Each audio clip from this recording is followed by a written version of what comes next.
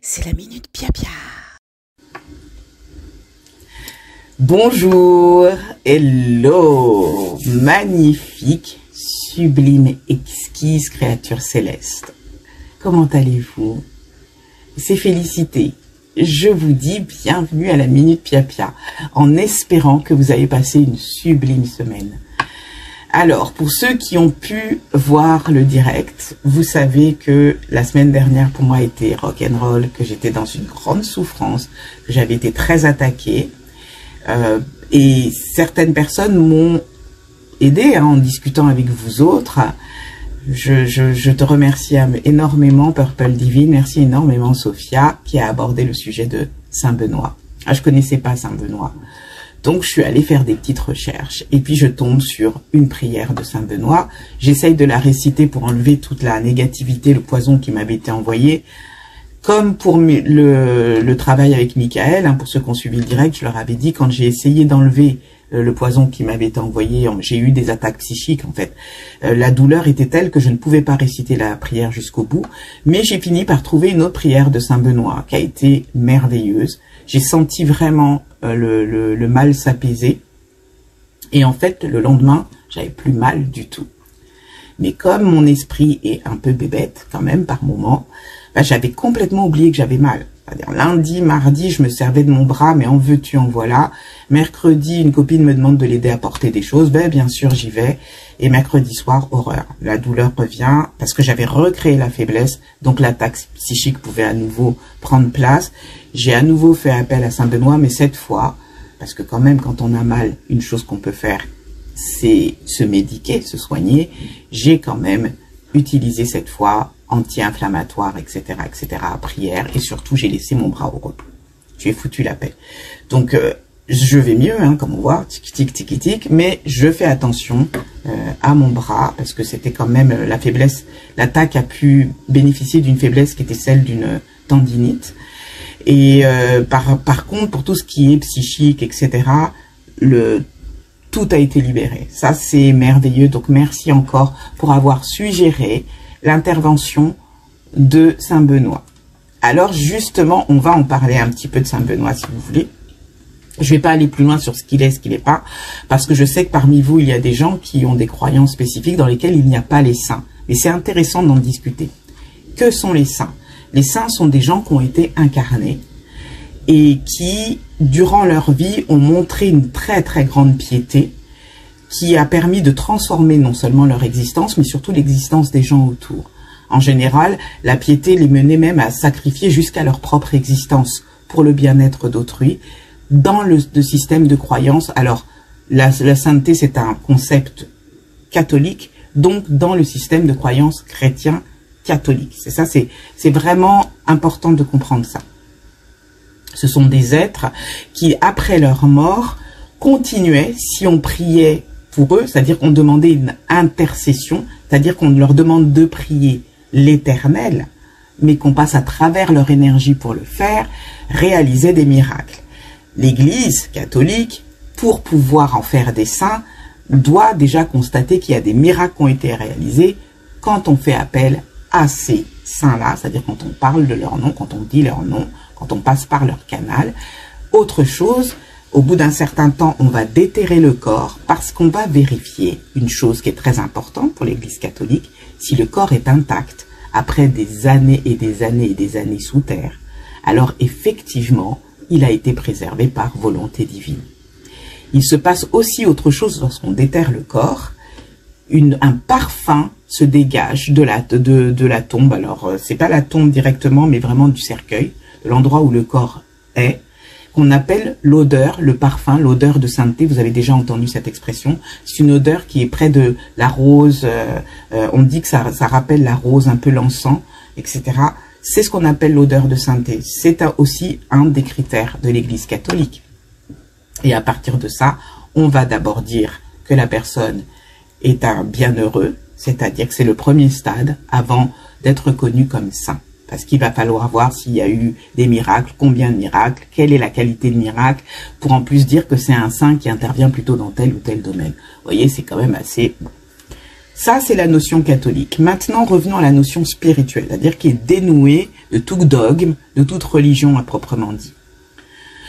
Les saints sont des personnes qui, en fait, par leur simple agissement, quelquefois leur prière, etc., peuvent permettre de dénouer des situations qui paraissent complètement bloquées. Ce sont des personnes qui créent du miracle. Il est possible que même dans votre famille, dans la lignée de vos familles, dans des amis, etc., vous ayez entendu parler d'une personne qui était comme ça. Elle ne sera pas reconnue par l'Église catholique, on n'ira pas déterrer la tombe pour voir le truc, mais lorsqu'on évoque son nom pour demander quelque chose, les choses s'ouvrent.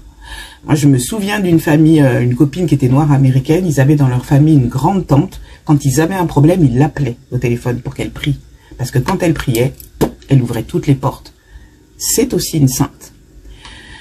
Être saint, c'est pas forcément se faire manger par les lions devant les Romains dans un stade. Ça, c'est autre chose. La sainteté, c'est simplement avoir un niveau de vibration tellement élevé, tellement pur, que les messages vont directement au divin et surtout la croyance de la personne en vous, en votre force, en votre lumière est tellement forte que par le biais de ce qu'elle voit à travers vous quand elle prie, elle ouvre pour vous les portes de l'impossible. À partir de ce moment-là, je crois que vous commencez à comprendre ce que je veux dire. Voilà pourquoi je ne suis pas catholique, mais lorsqu'on me parle de quelqu'un comme Saint Benoît, je me suis mise sur sa vibration. La vibration de quelqu'un, le travail de Saint Benoît, était de travailler justement contre les forces malignes, hein, et de nettoyer tout ce qui était attaque psychique, notamment magie noire, mauvais œil, trucs comme ça. Et je peux vous dire que les prières sont puissantes. Je vais vous mettre une prière de Saint Benoît dans le... On appelle ça le commentaire, là, le truc. Vous allez trouver ça. Et n'hésitez pas à m'écrire feliscoaching@gmail.com pour que je vous l'envoie. C'est vraiment la prière qui m'a aidé à aller beaucoup mieux et qui nettoie les forces du mal. Elle s'adresse directement aux forces du mal pour leur dire dégagez. Et ça fonctionne. Je voulais aussi vous parler de Saint Benoît pour une petite chose très très amusante. C'est qu'il y a très longtemps, j'avais rencontré une dame qui était une voyante spirit. C'est pas moi qui avais payé parce que c'est rare que je paye pour ces trucs-là. C'était la première d'ailleurs voyante spirit que j'ai consultée de toute ma vie. Et c'était un cadeau d'une de mes cousines qui voulait que je la rencontre. Parce que cette dame avait demandé à me rencontrer. En fait, ma cousine était allée la voir et cette dame a dit, vous vivez, parce que j'ai grandi avec ma cousine, vous vivez avec une femme que j'aimerais beaucoup rencontrer, avec laquelle j'aimerais parler, parce qu'elle a quelque chose. Donc, je rencontre cette femme qui était merveilleuse, qui est maintenant retournée de l'autre côté, et qui s'appelle Nicole Vallier. Et elle me dit, il y a près de vous votre ange gardien. Et il voudrait vous dire son nom. Donc fermez les yeux et écoutez ce qu'il va vous dire. Et moi j'entends joyau de la couronne. Et je lui dis, ah, mon ange gardien c'est joyau de la couronne. Et même elle le fait. Et après elle me dit, ok. Et bon, après je vous passe le truc. Mais ça a été une des meilleures médiums que j'ai eu en fait. Je la consultais une fois par an et c'est jamais trompé. Mais voilà tout d'un coup que pour moi, joyau de la couronne, je me suis toujours imaginé que c'était un ange qui était auprès de celle que les gens appellent la Sainte Vierge, Marie. Parce que je vous ai déjà dit que je l'avais déjà vue, cette femme, à 2 reprises dans ma vie, et que c'est vraiment un être qui a toujours guidé mon existence pendant toute mon adolescence. Donc je me disais certainement un ange de Marie. Et puis là, quand j'ai fait la recherche sur Saint Benoît, ce que je découvre, c'est qu'il est appelé le joyau de la couronne du Christ. Oh. Donc, voilà. Hein, il y a certainement quelque chose dans ma vie qui prédisposait à telle que Félicité, qui aurait justement toutes ces attaques psychiques souvent, et qu'elle aurait besoin de s'attacher à une énergie telle que celle de Saint Benoît, joyau de la couronne, pour l'aider à combattre les choses négatives. Parce qu'effectivement, dès que j'ai commencé à découvrir un petit peu que j'étais différente au niveau des perceptions, j'avais 13-14 ans, et c'était là que la Vierge était apparue dans ma vie. Donc, il était évident que les attaques avaient déjà commencé à ce moment-là. La chose que j'ai expliquée aussi sur le direct avant, c'était que j'en avais quand même un petit peu marre d'être tout le temps en train de me battre. C'est peut-être pas le fondement de mon existence. Et que je souhaitais pouvoir profiter de ma vie comme n'importe qui. Mais maintenant, avec du recul, je comprends que nous avons tous une fonction et qu'il faut être capable d'accepter cette fonction. Alors, ma fonction, c'est pas de me battre contre les forces du mal. Ça n'est pas moi. Ce n'est pas du tout ça. Ma fonction, c'est d'apprendre aux gens à développer une énergie tellement puissante que ce genre d'attaque ne les retardera pas. Je vous rappelle, et je vous l'ai dit déjà plein de fois, ce genre d'attaques, souvent, ne sont pas forcément là. Elles sont pas forcément là pour vous nuire. Elles sont là pour vous empêcher de réaliser ce que vous êtes venu faire. C'est-à-dire qu'elles vous confirment que vous êtes sur le chemin que vous devez emprunter pour justement transformer votre existence pour le meilleur et certainement l'existence des autres. Car quand vous allez mieux, vous transformez les choses autour de vous. Donc, quand vous arrivez à ce moment-là où vous êtes extrêmement bloqué par des forces extérieures, il y a des chances que vous soyez sur la bonne voie et qu'on vous empêche de le faire. Moi, on m'a empêché, déjà, on voulait m'empêcher de faire le direct, hein, en déclarant, voilà, en amenant cette énergie-là. Et certainement aussi, on voulait m'empêcher d'arriver à une certaine transformation énergétique de ma vie. Parce que depuis cet événement de dimanche, intérieurement, vibratoirement, j'ai énormément changé. Bon, vous ne le voyez pas, mais moi je le sens. C'est très profond, j'en parlerai une autre fois, mais je voulais que vous compreniez qu'utiliser les prières de Saint Benoît, si vous êtes musulman, si vous êtes protestant, si vous avez une autre pratique religieuse, etc., ne vous nuira pas. Vous n'êtes pas en train de prier un être humain, vous n'êtes pas en train d'idolâtrer quelqu'un, vous êtes en train de passer par une énergie qui peut-être est plus forte que vous au moment où vous vous sentez diminué par les attaques pour ouvrir la voie vers quelque chose de puissant, une transformation, un nettoyage pour vous. Vous ne trahissez pas l'Éternel, c'est ça que je voulais que vous sachiez. Autre chose, et je vais essayer de ne pas entrer dans l'autre chose tout de suite trop loin parce que sinon on va parler très longtemps. Mais suite à ça, comme j'avais retrouvé, mais vraiment, hein, c'est comme si le brouillard que j'avais dans la tête s'était ouvert, je découvre que dans mon flux Instagram, ça fait 4-5 fois, je crois, 5 fois, que je tombe sur la même annonce de Gaïa TV. Donc, je vais vous parler de Gaïa TV. Parce que Gaïa TV, ça fait un moment que je prenne des trucs de ça, et à chaque fois, je disais, je devrais en parler pia et je le fais pas. Mais vous allez voir que c'est lié, hein. Je ne digresse pas. Qu'est-ce que Gaïa TV? Gaïa TV, c'est comme un Netflix, mais pour tout ce qui est spiritualité, paranormal, physique quantique, discussion sur les sujets justement qui sortent de l'ordinaire, extraterrestres, anges, magie noire, succube, incube, les pouvoirs du cerveau, les pouvoirs du ventre, les pouvoirs de l'énergie, guérison, les soins alternatifs, les grands maîtres de ce monde, les auteurs qui ont écrit des livres qui transforment la vie, le développement personnel, le développement spirituel, la vie après la mort, la vie avant la mort, les sorties du corps, etc. Il y a tout là-dedans. C'est Gaïa TV, ça veut dire que c'est du contenu visuel que vous pouvez vous abonner comme pour Netflix. Le contenu est phénoménal. J'étais abonné à Gaïa TV il y a très longtemps. Mais à l'époque, le contenu était en anglais, non sous-titré, et beaucoup des titres n'étaient pas disponibles en France. C'est-à-dire, vous cliquez dessus et c'était non, dans votre pays, vous pouvez pas, etc. Donc, j'avais cessé de m'abonner et je suis revenu parce que quand 5-6 fois ça vient dans votre flow Instagram, c'est qu'on est en train de s'adresser quand même un petit peu à vous. Je suis revenue et j'étais surprise de voir que maintenant le contenu est pour les gens qui ne parlent pas en anglais, doublé en anglais aussi, mais en français pardon aussi, mais dans d'autres langues, et qu'il est sous-titré aussi. Et qu'il y a énormément maintenant de contenu que vous pouvez avoir sans être bloqué par la géographie, ce qui est phénoménal. Mais quand je dis énormément, c'est des milliers de contenus, hein. Il y a vraiment beaucoup. Il y a du film, il y a de la série, il y a du documentaire, il y a des débats, c'est énorme. Vous pouvez vous perdre dedans avec joie, vous pouvez apprendre énormément. Si vous êtes féru de ça, je vous recommande Gaïa TV. Qu'est-ce qui m'a amené vers Gaïa TV? C'est que j'en avais ras-le-bol, et vous le savez, quand on essaye de se développer, d'entrer dans la lumière, il est important aussi de transformer son mental et son inconscient. Donc ce que vous écoutez, ce que vous écoutez, ce que vous regardez, va influencer votre inconscient.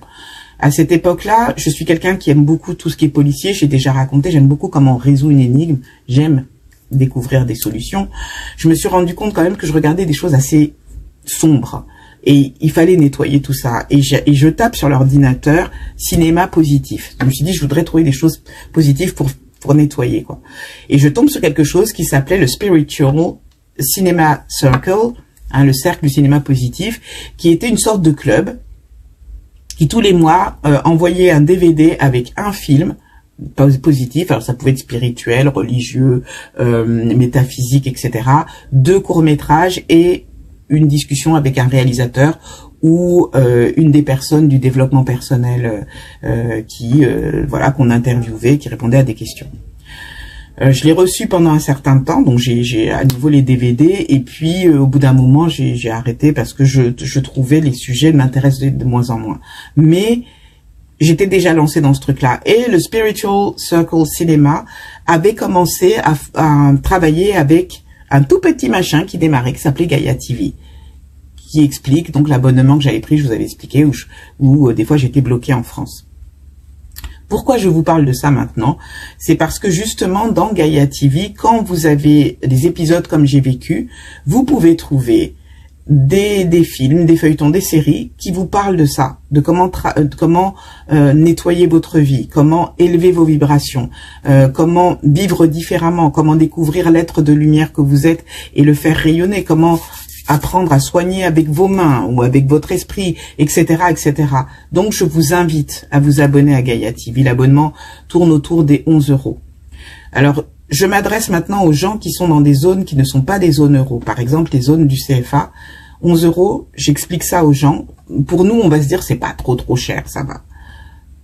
Quand on est dans un pays où souvent le salaire, quand on compare à l'euro, le salaire moyen est à 150 €, vous comprenez que quand vous demandez 11 €, vous demandez beaucoup. C'est comme si pour quelqu'un qui est en euros, je lui disais, wow, ça va, l'abonnement, il est pas trop cher, il est à 110 € par mois. Là, tout d'un coup, vous réfléchissez quand même à l'investissement. Donc voilà, j'ai écrit, moi, à Gaia TV, j'ai osé, pour leur dire d'essayer de considérer l'Afrique subsaharienne et les autres continents en général, de gens qui pourraient être intéressés par le contenu et pour lesquels c'est beaucoup trop élevé comme somme. On verra bien, je n'ai pas eu de réponse. Mais je pense que parce que là, on est avec des gens qui sont dans le domaine de la spiritualité et qui veulent toucher tous les humains sur la planète, il y a certainement une solution pour que nous puissions tous accéder à ce contenu, parce que c'est phénoménal. Et surtout, ils en rajoutent à chaque fois. Je vous invite donc à regarder Gaia TV. La semaine prochaine, justement, nous parlerons, et je voulais vous le dire avant parce que je pense que c'est très important, nous parlerons de ça, d'un des contenus de Gaia TV qui, justement sur le chemin de tout ce que nettoyage de Saint-Benoît a fait, m'a permis de transformer encore ma façon de regarder ma vie actuelle et m'a ouvert à quelque chose de très beau, très paisible, très puissant dans l'amour de Dieu et dans l'amour des autres. Je vais pas mélanger tout, parce que ça fait beaucoup en contenu aujourd'hui. Je vais m'arrêter là pour la minute Pia-Pia. Je sais que ça fait bizarre, vous dites, mais t'as rien fait de particulier, félicité. Si, je vous laisse la prière de Saint-Benoît. Elle sera écrite là et vous pouvez l'utiliser, elle est puissante. Mais je vais m'arrêter là parce que même si vous ne vous en rendez pas compte, à travers moi, il y a une énergie très puissante qui est en train de passer. Moi, je la sens, ça fait beaucoup pour moi. Ça me bouleverse un peu. Je vais m'arrêter là. Elle est là pour vous. Hein. Elle est là, elle va. Moi, on est en train de me dire, c'est un massage spirituel. C'est un petit truc pour vous, juste pour vous faire du bien. Je pense que c'était une vidéo pour apaiser. Je pense que c'était une vidéo pour vous rappeler combien nous nous aimons les uns les autres. C'est une vidéo pour vous rappeler combien vous êtes précieux, combien vous êtes aimés. Oh, ça y est, les larmes vont venir. Ah. Ce truc que j'ai vécu cette semaine, cette révélation que je partagerai avec vous la semaine prochaine, c'est pour vous dire à quel point vous êtes précieux, à quel point autour de vous, des êtres que vous ne voyez pas veillent sur vous, vous aiment. Mais plus que vous aimez, ils sont admiratifs de ce que vous êtes en train de faire. Parce qu'arriver sur cette planète, c'est du courage. Vous venez pour défier les choses, pour transformer des choses, pour apprendre des choses, pour vous élever. Vous vous heurtez à des difficultés terribles. La physicalité, ce sont des limites. Et vous apprenez à dépasser ces limites. Vous êtes phénoménal. Nous sommes phénoménal. Et nous sommes entourés d'êtres qui, de l'autre côté, nous ont vus partir, nous regardent évoluer, et dès que nous en avons besoin, sont là pour nous aider à avancer, à nous applaudir, à nous guider, à prendre nos épaules, à dire non, pas là, là, etc. Laissez-vous imprégner par ça, laissez-vous guider.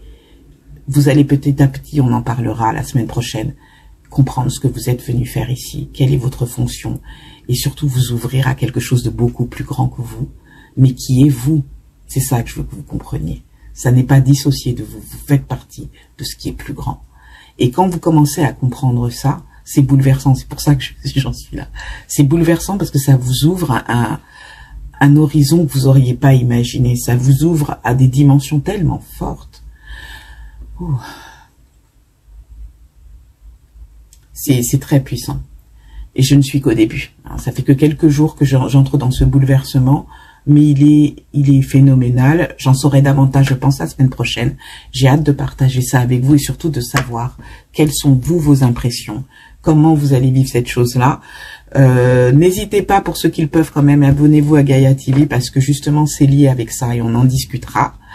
La minute Pia s'arrête là maintenant, ça y est. J'étais ravie de parler avec vous, j'étais ravie de vous retrouver et surtout d'être en pleine forme. Ouf. Je vous souhaite le meilleur, s'il vous plaît, prenez soin de vous. Aimez-vous, chérissez-vous, chérissez l'être que vous êtes, chérissez les gens que vous aimez, dites-le leur. Et puis les autres, on les recycle, d'accord? Ils sont pas mauvais, ils sont juste pas pour vous. Ça arrive, par exemple, si je bois trop de jus de cerise, ça me déglingue les intestins. Le jus de cerise, c'est bon, c'est délicieux, c'est juste pas pour moi. Voyez le truc? Oh, voilà. On se dit à bientôt.